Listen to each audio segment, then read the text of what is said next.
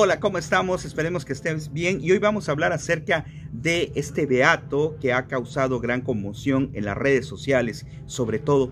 Pero veremos cosas que son muy interesantes, que son formidables, sobre todo enfocado a ti, joven. Estamos hablando de un beato que con la gracia de Dios próximamente será santo sin duda alguna, pero que es muy joven y que podemos analizarlo a la luz actual.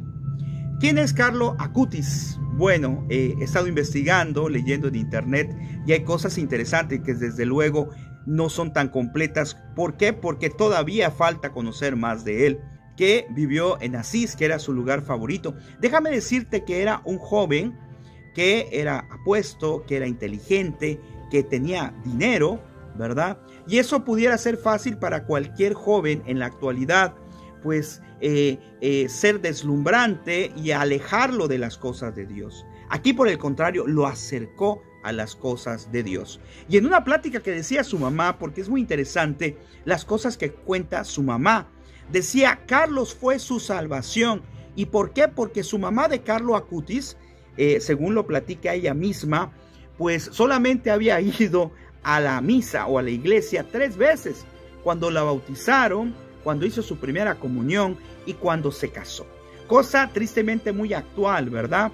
Así son las cosas, de que a veces nos olvidamos de Dios, solamente nos acordamos de Dios cuando tenemos problemas, cuando tenemos dificultades. ¿Y quién acercó a Dios?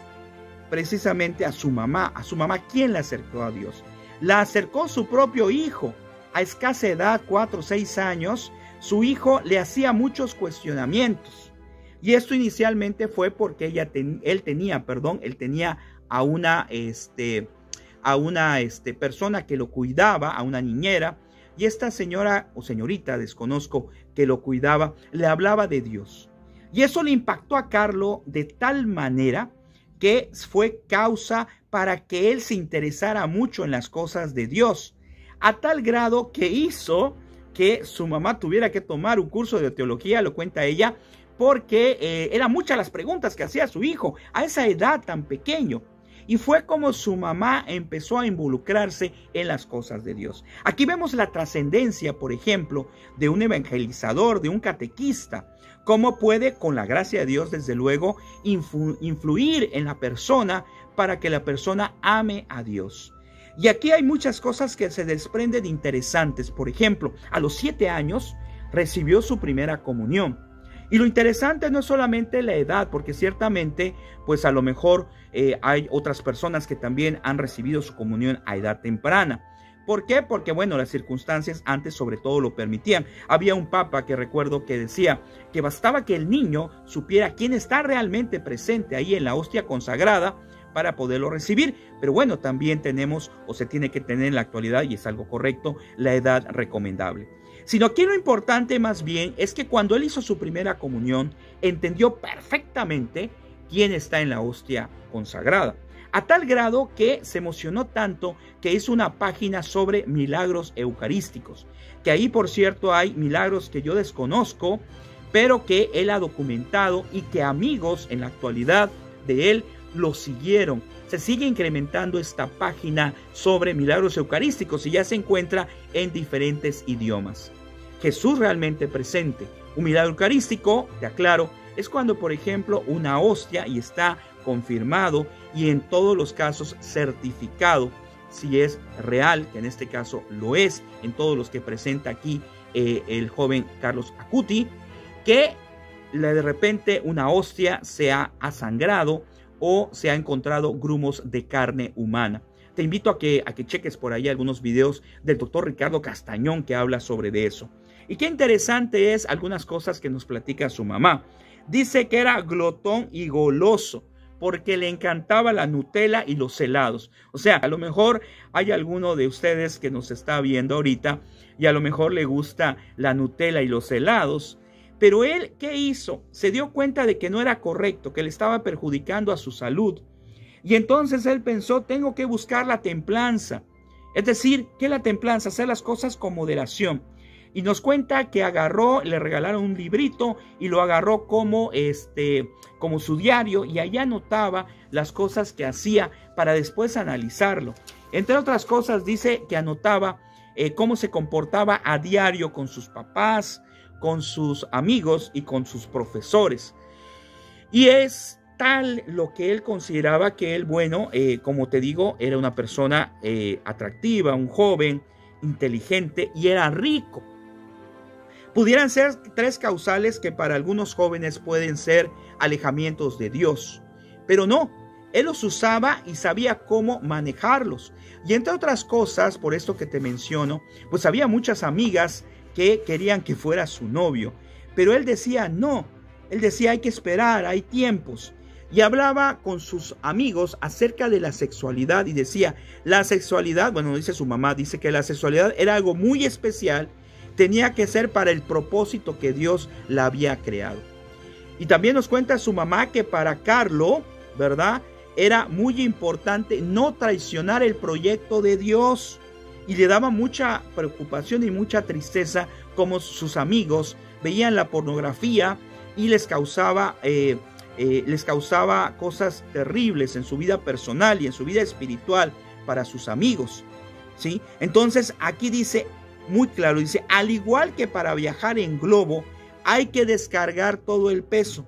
También el alma confesaba con frecuencia porque decía, así como, te repito, para viajar en globo hay que descargar peso, también el alma, para salvarse al cielo, necesita quitarse de encima esos pequeños pesos que son los pecados veniales. Entonces, él tenía como prioridad también el sacramento de la confesión. Y lo veía más allá, no solamente como debe de ser, que es lo más importante, para confesar los pecados mortales, sino también lo veía para confesar los pecados veniales, porque como te repito, decía que eso era una carga que hacía como que él fuera un globo. Imagínate un globo, y él decía que el globo se va hacia el cielo, así lo podríamos interpretar, pero si el globo tiene carga, o sea, si por ejemplo ese globo le tengo puesto un montón de sacos, ya ven que primero le pone unos saquitos para que no leve y luego se lo van quitando, pues entonces si tiene peso no va a poder ir al cielo. Vean qué pedagogía y qué catequesis tan formidable. Entonces, ¿qué es lo que ocurre? Que él dice, para liberar ese peso se iba a confesar. Y al liberar ese peso, como el ejemplo que nos hacía del globo, podía elevarse e ir al cielo. Aquí hay muchas cosas interesantes que nos platica su mamá sobre Carlo Acutis. Una cosa interesante que te voy a comentar también es que antes de morir le dijo a su mamá que iba a tener unos más hijos, ¿verdad? ¿Y qué fue la sorpresa de su mamá? Que no solamente tuvo más hijos, sino que además fueron dos, ¿verdad? Por aquí lo tengo, no sé dónde me quedó, pero para el caso, por aquí está. Tuvo 2 hijos, ¿verdad? Después de morir, 4 años después de morir, tuvo su mamá de Acutis 2 hijos. Y su mamá ya tenía 44 años. No sé por dónde lo vi, son tanta información tan extraordinaria que bajé de este hoy beato. Y otra cosa interesante, vean, él dice que le preguntaba a su mamá, ¿crees que debo ser sacerdote? Y su mamá le diría, lo dirás viendo tú solo, Dios te lo irá revelando. Y cuando entró al hospital, porque parecía que tenía una pequeña gripa, pero no fue así, le dijo a su mamá, de aquí ya no salgo. Y efectivamente dice que le diagnosticaron leucemia M3, o sea, lo que es un grado avanzado, y ya no pudo salir del hospital y ahí falleció. Y él decía que ofrecía, porque sufrió antes de morir por esta enfermedad, decía que ofrecía su sufrimiento por el Papa, por los pecadores y también por poder alcanzar el cielo en algún momento. No pasar el purgatorio, decía, o estar menos tiempo. Entonces, ¿cómo es posible, verdad, que su vida haya trascendido así? Pero hacía muchas cosas que dicen sus papás que fue algo extraordinario, porque platican que cuando murió, llegaron muchas personas a verlo, ¿verdad? Allá en su sepelio, pero eran personas que no conocía sus papás.